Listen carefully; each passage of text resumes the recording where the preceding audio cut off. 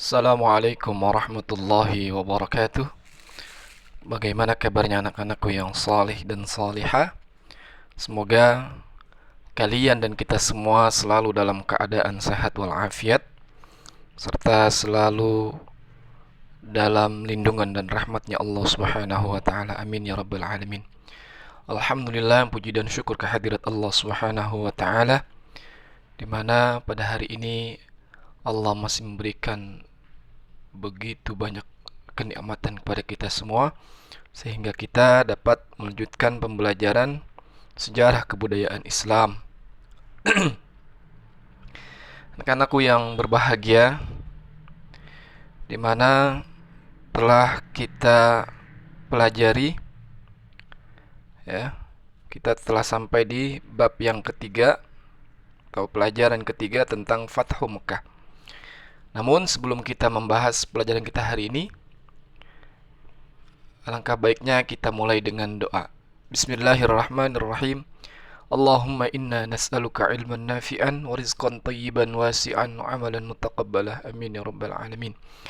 Anak-anakku yang berbahagia, yang salih dan salihah, kita akan mengevaluasi, mengulang tentang pembelajaran kita di bab 3, di mana tentang peristiwa Fathu Mekah.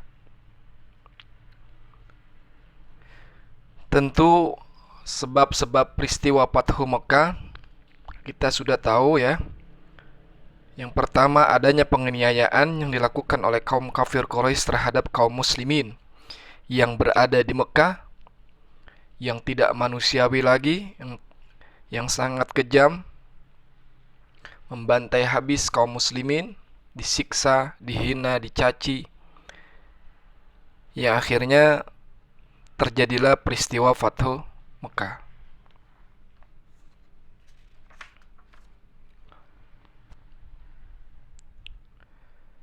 Tentu banyaknya kaum muslimin yang meloloskan diri dari Mekah membuat kaum kafir Quraisy membatalkan perjanjian atau larangan kebebasan memilih tempat tinggal, yaitu di mana tercatat dalam perjanjian Hudaybiyah.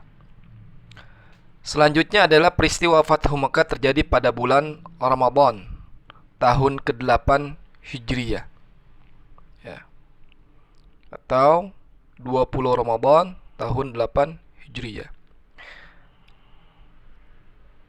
di mana Rasulullah Shallallahu alaihi wasallam menyerang kota Mekah dengan membawa 1.000 orang pasukan bersenjata lengkap, ya, di mana di Mekah kaum kafir Quraisy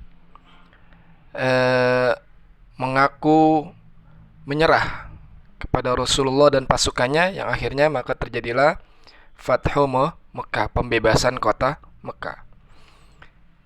Selanjutnya Abu Sufyan mencoba untuk membujuk Rasulullah Shallallahu alaihi wasallam agar tidak jadi menyerang kota Mekah dengan membayar ganti rugi, akan tetapi oleh Rasulullah Shallallahu alaihi wasallam ditolaknya, di mana Rasulullah Shallallahu alaihi wasallam berpesan agar kaum muslimin tidak menumpahkan darah, merusak pepohonan dan memburu binatang ternak selama melakukan penyerangan ke kota Mekah. Karena Mekah dan Madinah adalah dua kota suci, disebut Haramain, ya. Dua kota suci di mana tidak boleh ada pertumpahan darah di dua kota ini. Kemudian Rasulullah Shallallahu alaihi wasallam memberikan jaminan kepada kaum kafir Quraisy yang masuk ke rumah Abu Sufyan atau ke Masjidil Haram dan menutup pintu rumahnya agar mereka aman. Rasulullah Shallallahu alaihi wasallam dan kaum muslimin membersihkan Ka'bah dari berhala dan patung-patung yang jumlahnya kurang lebih ada 360 berhala yang dihancurkan, dibersihkan oleh Rasulullah dan kaum muslimin. Selanjutnya, kebijaksanaan dan kelapangan hati Rasulullah Shallallahu alaihi wasallam dan kaum muslimin untuk memberikan maaf kepada kaum kafir Quraisy pada peristiwa Fathu Mekah mampu menghindarkan pertumpahan darah, ya. Kemudian setelah terjadinya Fathu Mekah, tidak serta-merta kaum kafir Quraisy memberikan ketenangan begitu saja, kan, tetapi mereka berusaha agar Islam ini tidak berkembang. Maka terjadilah yang disebut perang Hunain dan perang Tabuk, ya, di mana perang Hunain terjadi di lembah Hunain antara kaum muslimin dengan sisa-sisa kaum kafir Quraisy dan Bani Thaqif serta Bani Hawazin. Dalam peperangan tersebut kaum muslimin memperoleh kemenangan. Disusul dengan perang Tabuk, di mana menunjukkan pasukan kaum muslimin dalam menghadapi ganasnya alam yang harus dihadapi sebelum sampai ke daerah Tabuk, sehingga membuat pasukan Romawi, yaitu yang dipimpin oleh Raja Heraklius, memilih untuk mundur sebelum berperang. Dan yang terakhir, yang kemarin kita pelajari, ya, yaitu terjadinya Haji Wada, di mana haji terakhir yang dilakukan atau haji perpisahan yang dilakukan oleh Rasulullah SAW sebelum beliau wafat. Peristiwa Haji Wada terjadi pada bulan Zulhijjah tahun 10 Hijriyah. Jadi setelah 2 tahun peristiwa Fathu Mekah,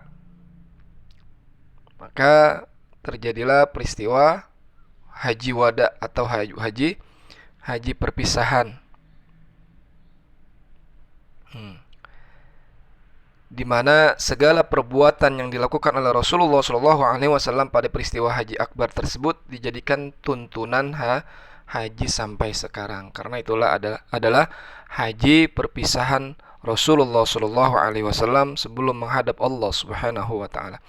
Anak-anakku yang berbahagia, itulah evaluasi kita pada hari ini di bab ketiga, mulai dari peristiwa Fathu Mekah, terjadinya perang Hunain dan perang Tabuk, sampai terjadinya peristiwa Haji Wada, yaitu haji perpisahan oleh Rasulullah SAW. Anak-anakku yang berbahagia, yang sholih dan sholihah, terima kasih atas perhatiannya. Mohon maaf bila ada kekurangan. Untuk hari ini tugasnya silahkan kalian kerjakan halaman 52 sampai halaman 54. Halaman 52 sampai halaman 54. Baik, Bapak akhiri dengan doa kafaratul majlis. Subhanakallahumma wa bihamdika asyhadu an la ilaha illa anta astaghfiruka wa atubu ilaih. Wal afwa minkum. Assalamualaikum warahmatullahi wabarakatuh.